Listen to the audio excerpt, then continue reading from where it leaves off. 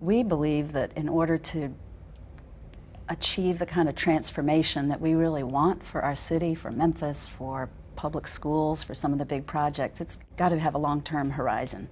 And you know, in Memphis, we've recently enjoyed some real success around education, for example, with getting a big Gates grant in Memphis, $90 million grant in Memphis, and Tennessee being one of the first states to get Race to the Top money. So all of a sudden there's some attention on Memphis, and people are saying, oh, you're an overnight success. And we nod and say, well, this is the overnight success that has been at least a decade in the works.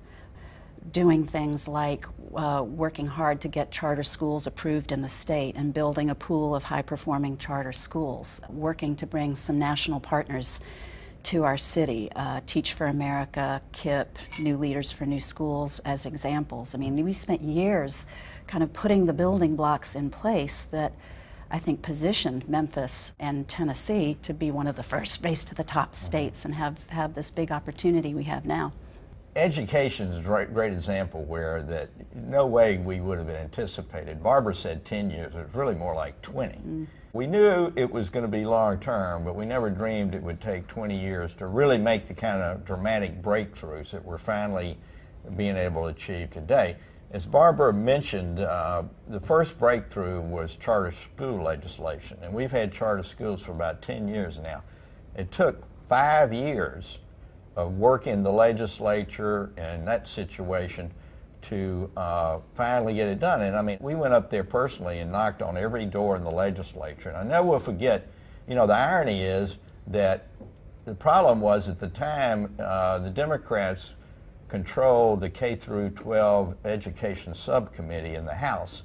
The teachers union in particularly controlled a majority of those legislators. And of course, they were Democrats, so I spent years trying to get one Democrat to vote with us.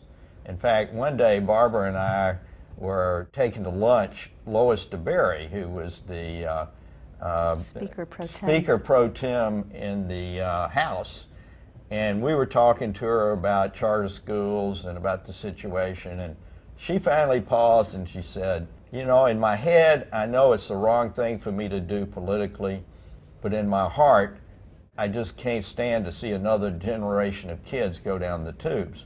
So that was the breakthrough, that for all those years we were sitting here tied in the subcommittee there, and she did something that was almost unheard of, was that the Speaker Pro Tem had the right to come in and vote in any committee, although based on tradition it was almost never done. Well, she showed up and gave us the tiebreaker, and that was the first crack in the dam, and that got us charter schools. That story to me, the story of Pitt walking the halls of the Tennessee Statehouse, which not very many CEOs are willing to do. I mean, that's an example of the kind of sleeves rolled up investment of time that it takes. And then Lois DeBerry, the Speaker Pro Tem, her moment of courage there, which I think was fortified by some of us in the background telling her, we'll be there for you. But it was a real moment of political courage. So it was a great example of public-private partnerships that we try to work through the foundation and through our personal lives.